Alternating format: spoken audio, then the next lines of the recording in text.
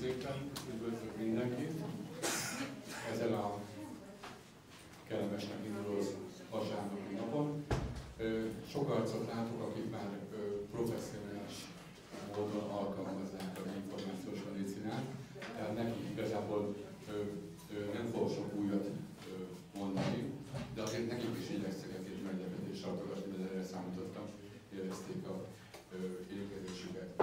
Tehát a Köbler módszerről fogunk beszélni, megpróbálom összefoglalni magának a módszernek a lényegét, de maga a 45 perc, ami rendelkezésünkre áll, az eléggé kevés ehhez, de igyekezni fogok.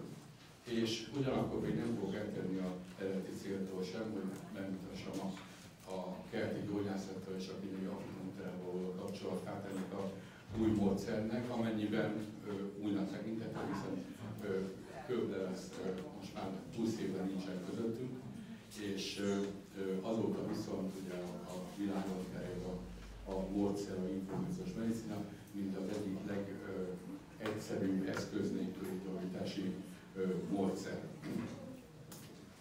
Tehát ki volt ő először is, amíg nem ismernék? Nagyon kevés kép maradt róla, az összes képeket be fogom mutatni, amit felelhető elég Köblerről, ugye az a időszak, amikor ő élt, és munkálkozott, akkor még a digitális technika előtti időszakról van szó, és ugye 94-ben halt meg, és nagyon kevés kép maradt róla. Mi az a terület, amiről beszélünk? Tehát a integrál gyógyászatról, integrál medicináról beszélünk.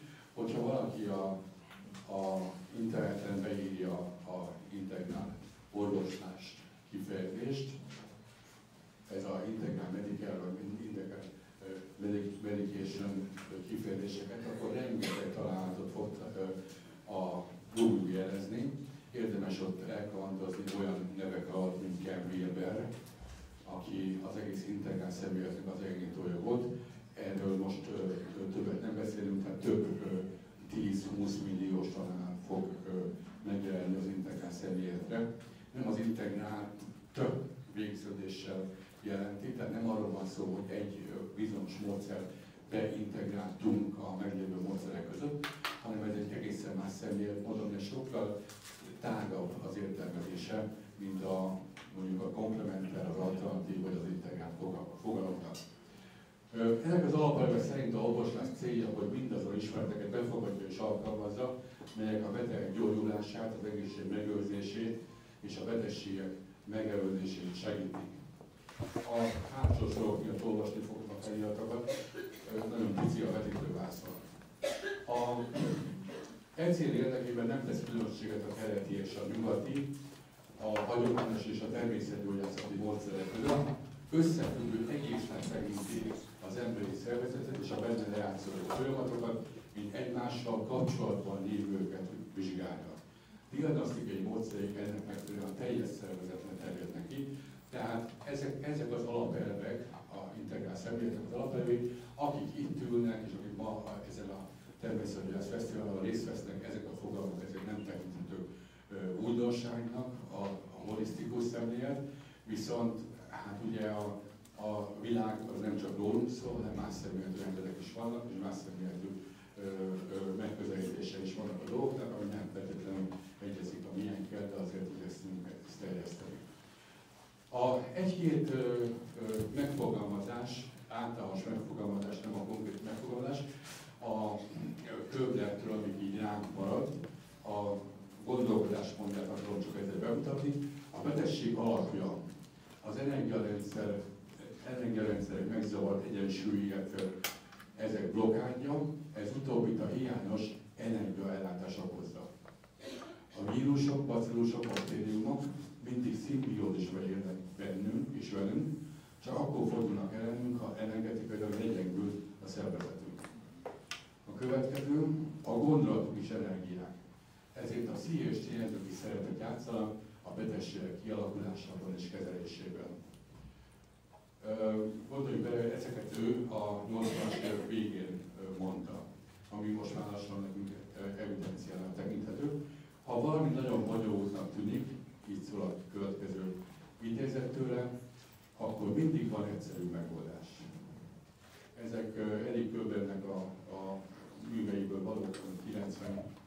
1990 és 1992 között jelentek meg Németországban. Tehát 39-ben született, 94-ben hunyt el. Hogyha röviden akarnánk mondani, hogy ki volt ő, tehát mérnök, fizikus, matematikusan tekintető.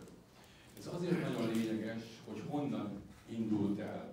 Ugyanis látjuk, hogy egy abszolút idézőjelben reál gondolkodású valakiről volt szó, aki átment a humán oldalra, mondjuk egy bal-agyféltekes gondolkodásból eljutott egy jobb agyféltekes gondolkodásig, és utána pedig, és ez a fontos része a dolognak, utána a kettőt szintetizálta. És ez tette lehetővé azt a tudományos eredményt és azt a munkásságnak a létrejöttét, ami őt jellemzi. Hogy ki volt Erik Kölber, azt igazából a kérdéseiből tudjuk meg. Most nem is mindenre fogunk tudni válaszolni. Erre a célra ott van egyrészt a tankönyv, ami tavaly jelent meg.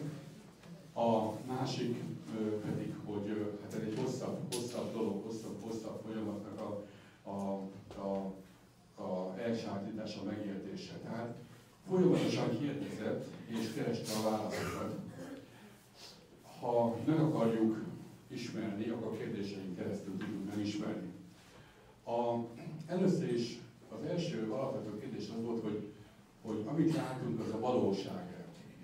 A látásunk valójában mennyire objektív, mennyire megbízható. Ugye abból indul ki, hogy a világ körülöttünk elektromágneses hullámokból épül föl, elektromágneses hullámoknak a több kerege vesz körül minket, láthatók és láthatatlanok. A láthatatlanok csak azért láthatatlanok, mert számunkra láthatatlanok, a mi szemünk nem képes ezeket földolgozni, mert a szem az alapvetően egy bizonyos, nagyon szűk spektrumot érzékel, ugye a infravörstől a ultraigolya sugárzásig érzékeli ezeket az elektromágneses sugárzásokat, de valójában az elektromágneses sugárzások egy nagyon-nagyon széles spektrumot ölelnek föl, egészen a legrövidebb sugárzásoktól, ugye a gamma-sugárzásoktól, a röntgensugárzásoktól kezdve a kommunikációra használt mobiltelefon, rádiótelefonnak a sugárzásaik, és ezek, és ez nagyon lényeges dolog, hogy ez tudatosuljon mindenkiben, és ez fő célja volt a Kölbernek is, ezek a sugárzások, amik a különböző, akár a világűrből, akár pedig a elektromos készülékekből érkeznek hozzánk, ezek a sugárzások, ezek ugyanolyan elektromágneses sugárzások. Mindegyiknek elektromos és mágneses aspektusa van.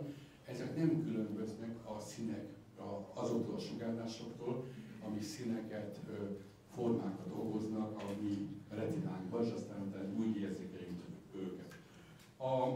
A szemünk az gyakorlatilag egy tökéletlen szerv ebből a szempontból, mert egy picit jobb lenne a felbontása idézőjelben, akkor sokkal többet tudna érzékelni, így viszont rá vagyunk hagyatkozva arra, hogy a világból más módszerekkel tudjuk kiszűrni azokat a sugárzásokat, amik nekünk károsak, amik kedvendők, és azokat a sugárzásokat, amik viszont éltetők, amik számunkra fontosak.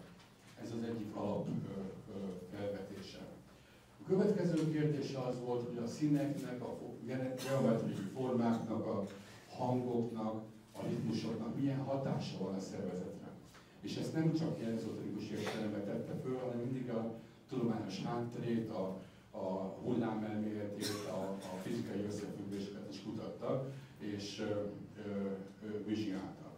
A következő, ugye ez megint egy olyan terület, amit tudományos szempontból nem vizsgált senki, hogy a primitív népek, törzsek, gyógyítói, sámányai tulajdonképpen mit csinálnak, mit művelnek, mi az az eszköztár, amit alkalmaznak, mit használnak dobot, mi a dobnak a hatása, mi a gyógyítójereknek a hatása a sámánok gyógyászatában. Miért használnak jeleket, rajzokat a gyógyításra? Van-e ezeknek egyáltalán valamilyen hatása az élő szervezetre, és ha van hatása, akkor miképpen fejtik ki ezt hatást a szervezetre, és miért alkalmazzák ezt már évezredek, vagy 10 000, vagy 20 000, vagy még régebben, ugye nem apáról fiúra, hanem sámán gyógyásztól, sámán gyógyász megállíthatatlan öröködéses útvonalon jutnak ezek az információk el egyik generációból a másikba. Honnan erednek ezek a jelek, amiket alkalmaznak? Mit jelentenek ezek a jelek? Mi az a alapegység, amire lehet bontani magát a jeleket? Honnan indulnak ki a különböző jeleknek az alkalmazása? Aztán a következő kérdés, ami fölmerült, hogy a keresztnek a megléte. Mi az a kereszt? Honnan ered? Mi a forma? A forma maga az mit hordoz? Ugye a jeleken kívül a kereszt is jelnek tekintető, de ugyanakkor már egy forma is, mert nem kétdimenziós dologról van szó. Kétdimenziós, de a hatása az háromdimenziós hatású lesz, és itt a legkülönbözőbb válfajai vannak a keresztnek, és ugyanakkor a keresztet a légigyógyítók is ismerik és alkalmazzák. Aztán a különböző kultúrában a párhuzamos vonalakat miért alkalmazzák gyógyításra? Miért alkalmaznak 2-3-4 vonalat egymás mellé helyezve a sámának, meg a gyógyítók? Miért alkalmaznak színuszhullámokat a betegségeknek a legyőzésére? Egy hullám, vagy egyetlen rajz, az milyen változásokat indít el a szervezetben?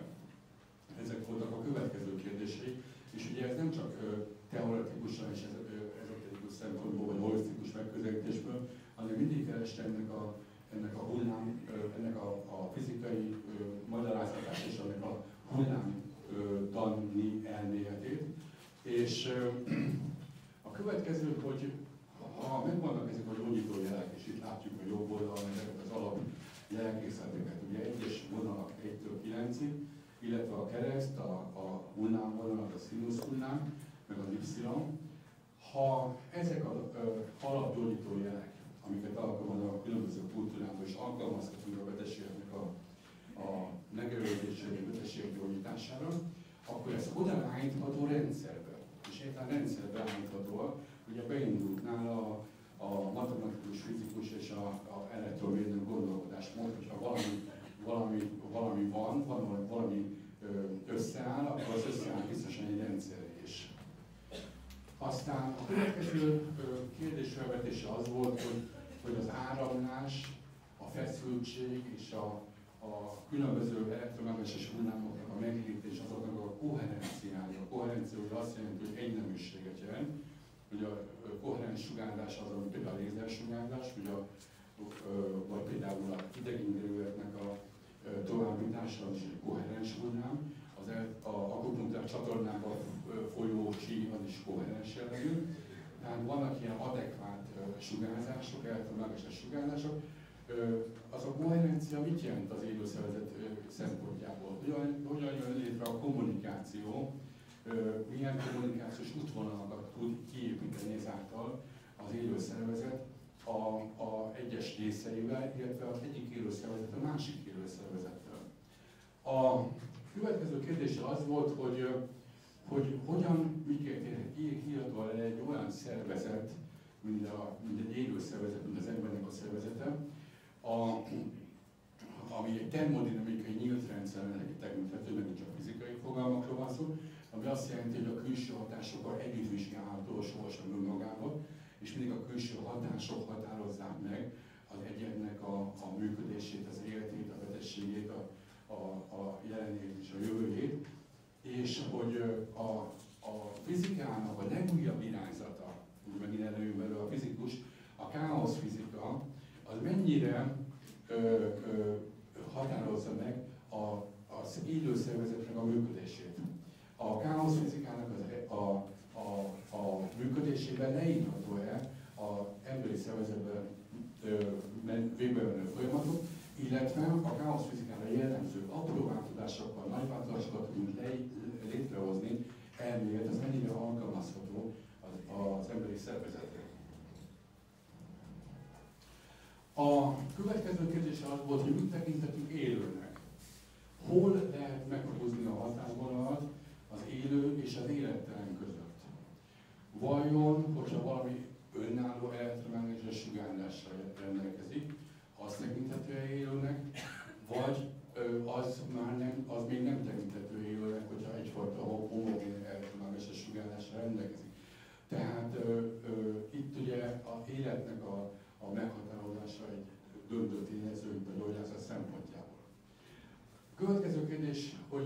energetikai áramlások vannak a szervezetben, az idegrendszeren kívül, és ezek hogyan működnek. Itt a kapcsolódások egy gyógyászathoz és az akupunktúrához elsősorban, mert ugye az akupunktúrának a létét és akupunktúrának a működését már a 50-es, 60-as évektől kezdődően egy Reinhold Ford nevű német kutatóorvos bizonyította, hogy hogyan működnek az akupunktúrák csatornák, 4000 emberrel elvégzett kísérletekkel bizonyította. Ugye időről időre jönnek a szkeptikus vélemények, ezt mind ismerjük, de valójában ugye több milliárd ember akupunktúráról bőrül a világon, ezt a fogalmat nem ismerik.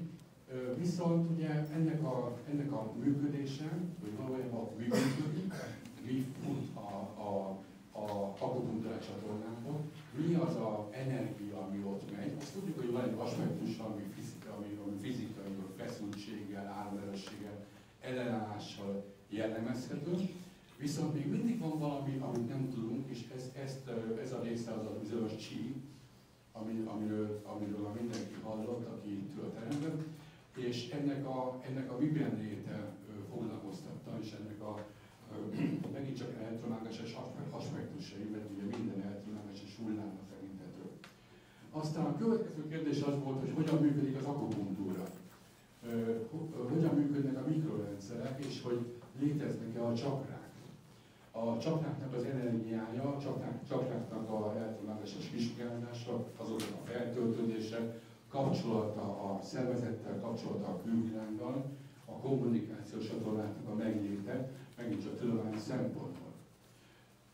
A következő nagy kérdés az volt, hogy ha a modern fizika szerint minden energia, minden elektromágneses hullám, akkor a mindennapi életünkben miért nem tudjuk alkalmazni ezt a már most ugye 109 éves felfedezés, ugye az E=MC négyzetnek a leírása, hogy Albert Einsteinnek a nevéhez fűződik, és utána pedig 1920-as évektől pedig Bohr kutatta ezt, és gyakorlatilag a fizikusok azóta tudják, hogy minden energia, minden elektromágneses sugárzás csak borzasztó lassan megy át a köztudatban, és hát sajnos az orvosi köztudatban is még mindig az anyagerőség, a matéria működik elsődlegesen, de lásd gyógyszerészet, gyógyszerek előállítása és így tovább.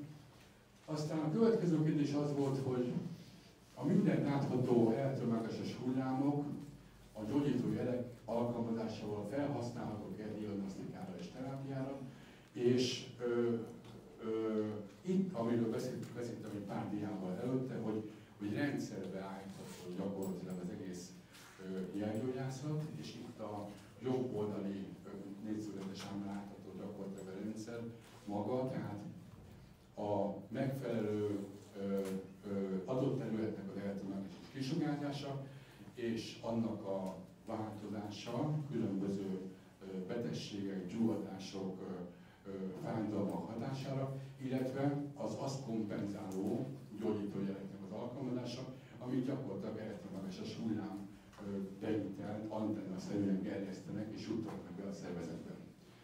A következő kérdés az volt, és ez megint csak nagyon foglalkoztatta, hogy van-e olyan egyszerű eszköz, amely kimutatja az elektromágneses sugárzást. Így jutott el az ingához, és a ingának az alkalmazásához, de megint csak nem tapasztalati úton, tehát olyan értelemben, hogy akkor nézzük meg, hogy mitől mozog az inga.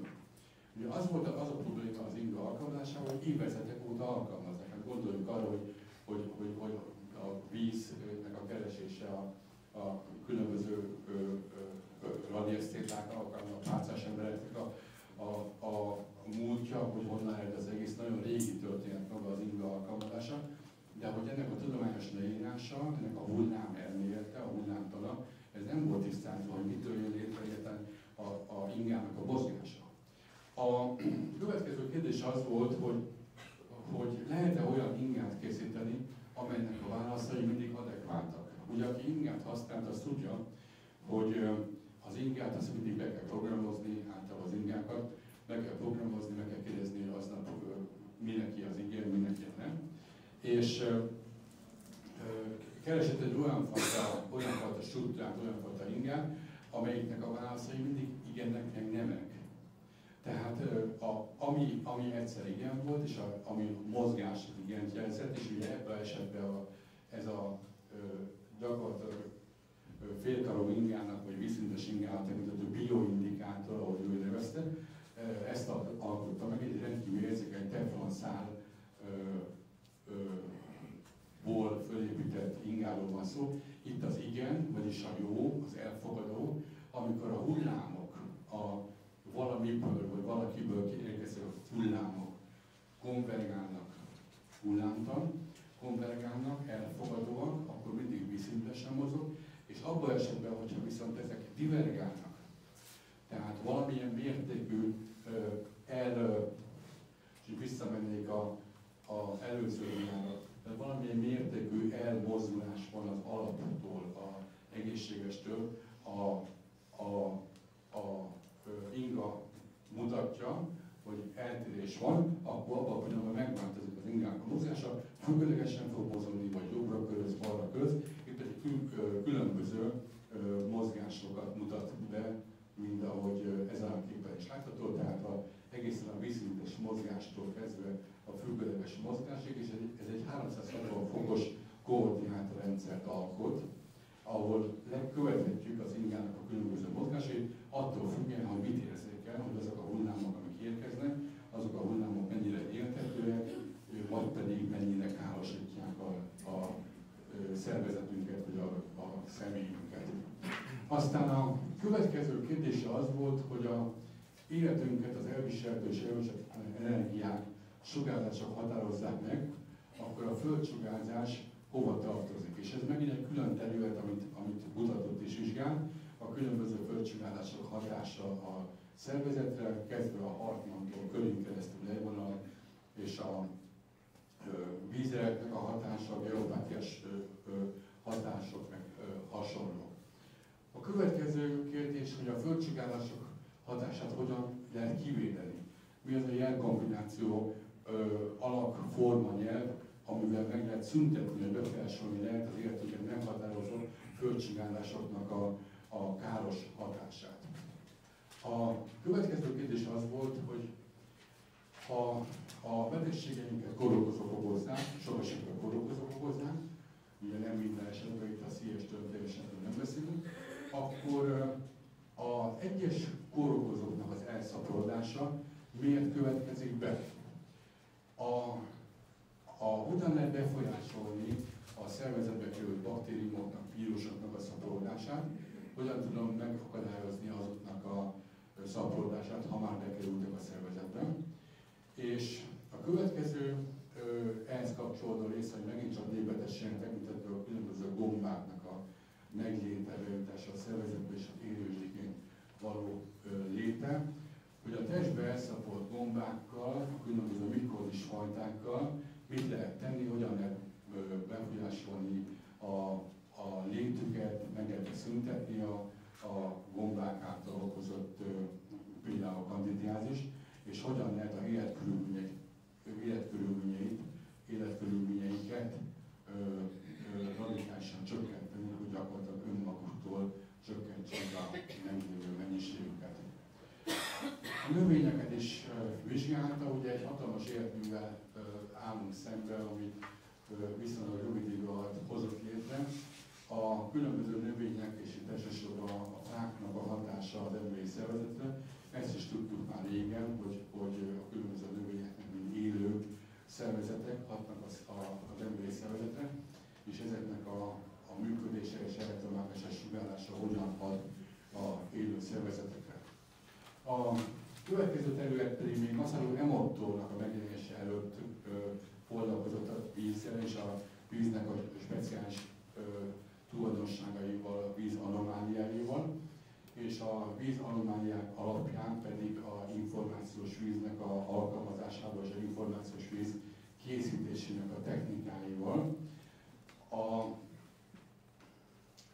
A további kérdései pedig orvoslást érintik, hogyha az orvosi diagnózisban hol találhatók a zsákutcák, ezt ugye eléggé könnyűszerűen föl lehetett már alapozni, de is térképezni. Milyen betegségeket nem lehet kezelni, és ezeket a betegségeket miért nem lehet kezelni?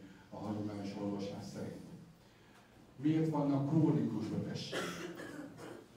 Vajon az orvoslás területén miért nem alkalmazzák a fizikának a legújabb eredményeit? Hihetünk el a táplálékot ajánló reklámoknak, a szakértőknek, a tanácsadóknak, az orvosoknak? Ki tudjuk-e választani az optimális életkörülményeinket? Tehát, ha a kérdésekből akarjuk megrajzolni ennek az embernek a portréját, akkor ugye az elektrotechnikus, elektromérnök, matematikus, fizikus, káoszfizikus, hullámkutató, új elektromos és mágneses hullámrendszer kidolgozója, a földsugárzás a kutatója, és így tovább számtalan dolognak a főfedezője és gyakorlatban való alkalmazásnak a bevezetője volt. Egy dolgot emelnék ki, hogy egy nagyon különleges analizáló, szintetizáló képességgel rendelkező kutató volt, akinek különleges adottsága volt arra, hogy az összefüggéseket, a mások számára nem nyilvánvaló összefüggéseket meglássa, és ezeket tudományos szempontból földolgozza. És akkor most néhány képet mutatnék ez a bizonyos archívumból, ahol gyakorlatilag megtalálható minden, nem túl jó minőségben, de ezek vannak róla. Ez az abban a pillanatban készült ez a kép, amikor még a közös piac létezett, és a közös piacnak volt egy olyan, hogy kutatási alapja, annak a tudományos díját veszi át. Itt ez a Eureka Gold medálnak hívott, a indoklás szerint az anyagi információk rendező elveinek felfedezéséért kapta 92-ben. Ez a Római Tudományos Akadémia Marconi érdemrendje az új homeopátia felfedezője címmel illeti, és a következő képen pedig a belga király arany lovagkereszttel tünteti ki a munkásságáért, hogy osztrák volt különben. Itt a Osztrák Feltalálók Szövetségének nagy aranyérme, a indoklás pedig úgy szól, hogy a magas rezgéstartományba tartozó anyagi információ kutatásáért. És itt egy-két gyakorlaton készült kép, így vizsgálati módszerek, itt is még ezek sem túlságosan jó minőségűek. Ez már jobb, mert 93-ban ezt én csináltam róla, úgyhogy itt ezek a képek már jó minőségűek, és körülbelül ennyi van róla dokumentálható kép. A előadás eredeti címére áttéve, hogyan működik az akupunktúra, a Köbler a akupunktúrás pontokat egy diagnosztikai rendszerbe állította. Ez a diagnosztikai rendszer és ennek a felépítése, ez itt látható mögöttem ezen a nagyobb poszterem.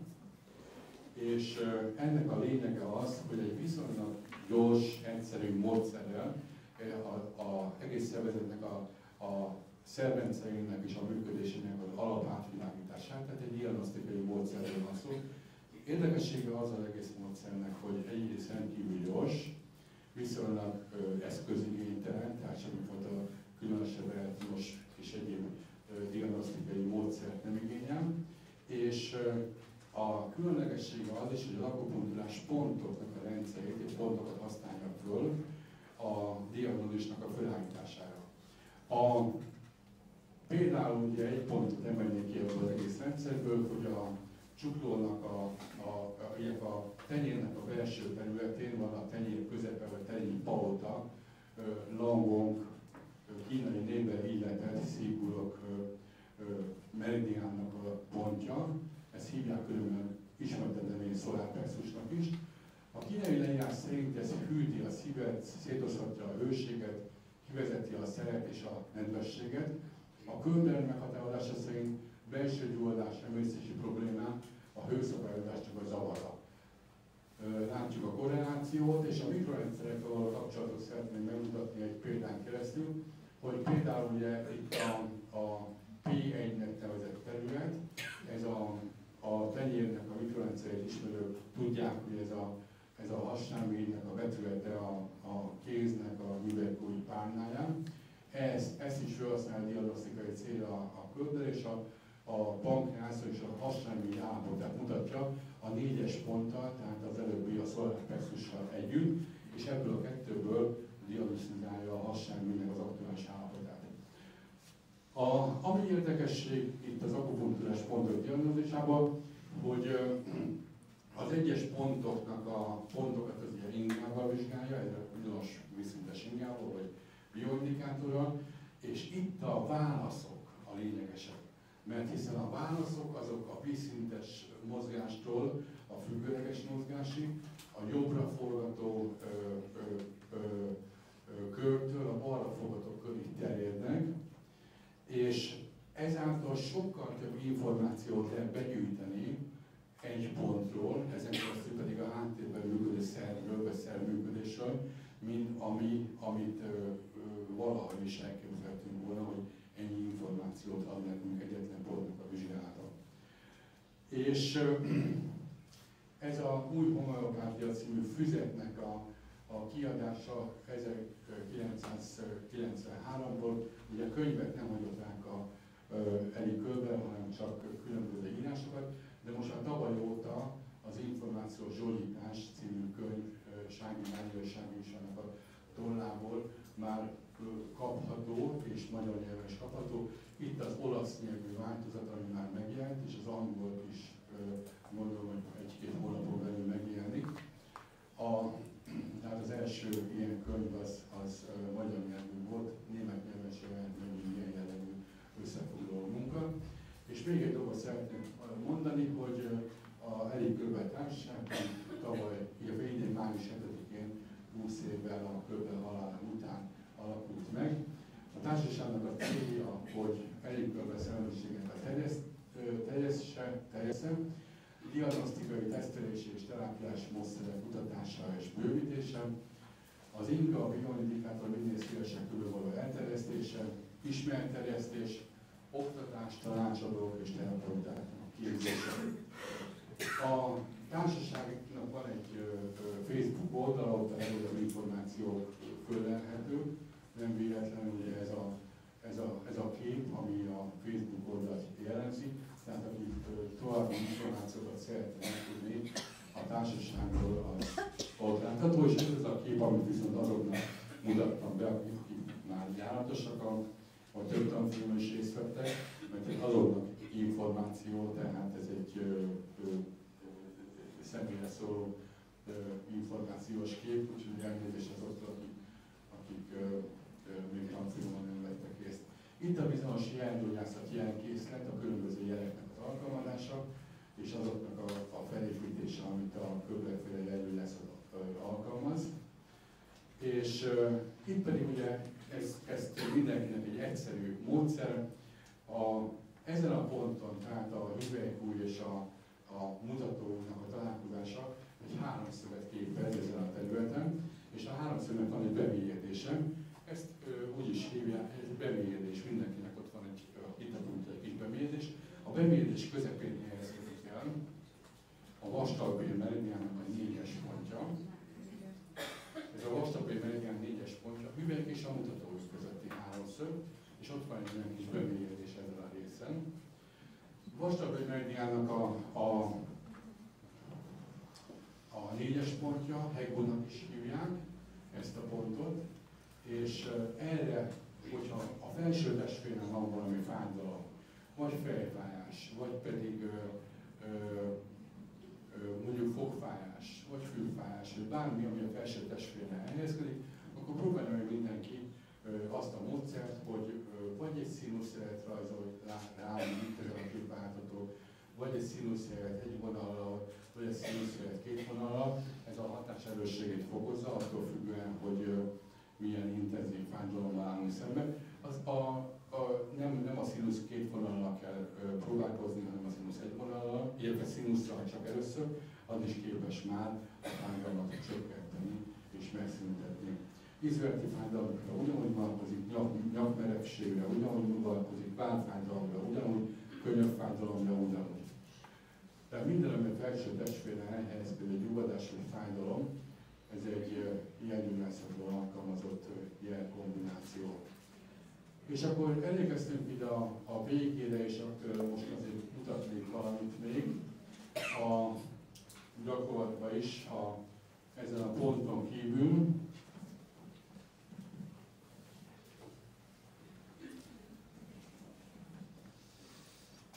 Mert az igazi jelentőséget tulajdonképpen magának az ingának, a köbletszerű ingának és annak az alkalmazásának a mindennapi életben van. Mégpedig azért, mert körülvesznek minket a különböző mondjuk meg ehetetlen és ehető táplálékok, fogyaszthatók, meg fogyaszthatatlanok, vagy mindenki tudja, hogy miről beszélek.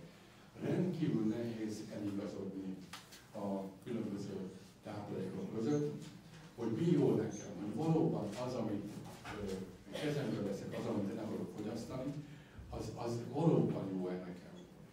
És a döntő része, és ugyanezt a kérdést fölveszünk, amikor gyógyszerekről beszélünk, hogy az a gyógyszer, amit fölírtak nekem, vagy az a gyógyszer, amit megvettem a patikába, vagy az a gyógyszer, amelyiket a szomszédasszony ajánlott, az valóban jó nekem. Azt be kell vennem. Nincsen semmifajta eszközünk ennek a kiderítésére, ennek a megállapításra. És ez a tudományos részén, a alapkutatásokon kívül, ez a rendkívül fontos része a Körber módszernek, hogy ezt nagyon egyszerűen megállapítani, hogy az a valami, az nekem kell-e, szükségem van rá, és számomra éltető hatású, vagy pedig káros hatású. Na most csak egy kis segítséget kérnék a mikrofonnak, hogy nincsen a mikrofon állvány.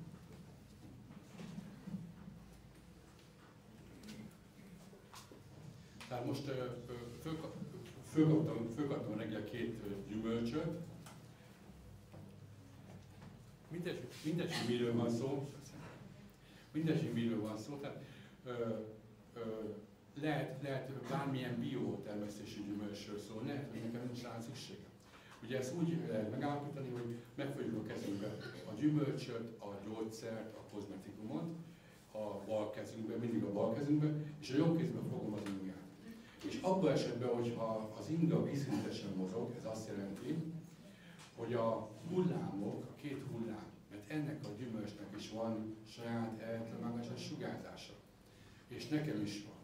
Ha vízszintesen mozog az inga, azt jelenti, hogy ez számomra elfogadható, megehetem. Mert a kettős sugárzás, a 2 hullám jelleg, ami találkozik itt az inga fejénél, azok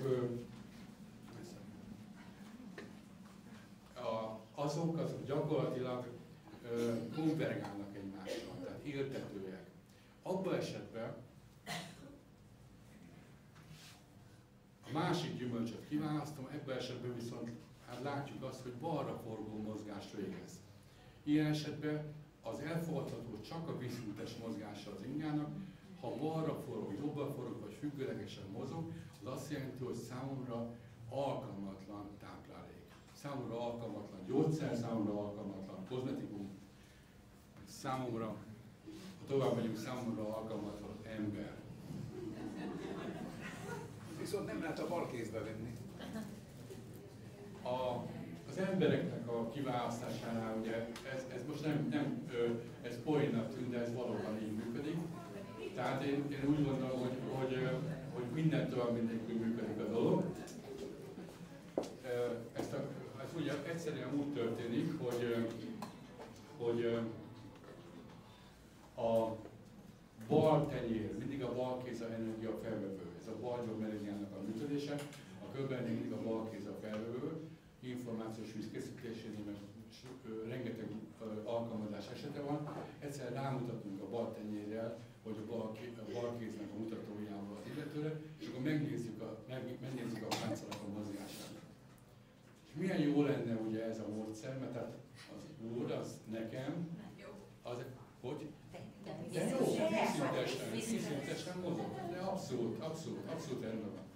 Tehát ugye azt jelenti, hogy elfogadható. Milyen jó lenne egy ilyen módszer, hogy egy ember egy napi szinten, ugye, nem megy valahova hivatalba, kiválasztja a számára megfelelő ember aki ez oda megy. Nem beszélve arról például, hogy ugye egészen másképpen néznek ki a világunk, a pap vagy az anyakönyvvezető mellett ott állna valaki, aki ki tudja választani azt, aki azt mondja, hogy hát ez mehet, vagy pedig a másiknál azt mondja, ez semmiképpen. De valószínűleg ez jobb lenne ilyen költséghatékonyabb megtakarítás szempontjából inkább előre csinálni, nem pontosan a templomi esküvő előtt, vagy annak önvezetőnél. De nagyon sok házasságot meg lehetne ezzel, téves házasságot meg lehetne ezzel akadályok, és nagyon sok pártról szeretne hozni, mint az jó oldalra is vannak dolgok. Mert ugye egy alaprezgés, mert mindenkinek nagy alaprezgése, ami velünk születik. Az több mindenből adódik össze, több minden tényező hozzá létre, többek között a DNS, örökölt DNS. A tudományos részét nézzük, ha nem annyira a tudományos részét, de azért elfogadott részét nézzük, a kozmikus sugárzás, a születés pillanatával, tehát van egy alaprezgésünk. Ha az alaprezgésünk, ez nem változik az élet folyamán. Ez mindig ugyanolyan. Sok minden változik körülöttünk. Változik a környezetünk, változik az életünk, változik a világ, de az alaprezgésünk az változatlan. Ha most ebbe az alaprezgésbe, ami egyszerű elektromágneses hullám, úgy fogjuk fel magunkat, mint egy elektromágneses komplexumnak, elektromágneses sugárzásnak az alaprezgése. Mindenki egy gyakorlatilag ebből áll. Hogyha egy másik ember az másképpen sugároz, akkor előbb-utóbb konfliktusok jönnek létre. Ha nem is rögtön, valamikor ugye már előfordul, hogy a házasságnak a második napján, de valamikor csak 5 év múlva, de ezeket az alaprezgéseket, alapdisszonanciákat, a divergenciát, a hullámok, a divergenciát, ezt nem lehet hosszú távon föloldani, előbb-utóbb konfliktushoz vezet. Hát ez egy más történet. Úgyhogy köszönöm a figyelmet!